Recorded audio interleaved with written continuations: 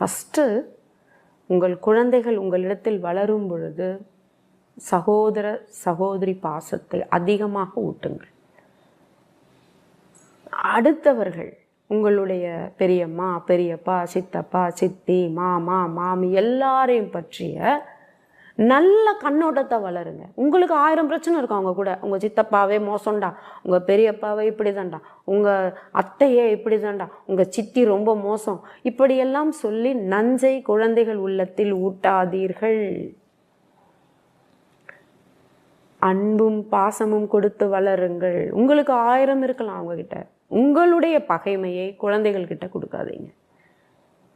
உங்களுக்கு இருக்கலாம், ஏன்னா பெற்றோர்கள் பெரியவர்கள் உங்களுக்கு 1000 வருத்தம் அவங்கவுங்க உறவினர்கள் கிட்ட இருக்கலாம். ஆனால் அந்த வருத்தங்களையும் பகைமையையும் குழந்தைகள் கிட்ட கொடுக்காதீங்க.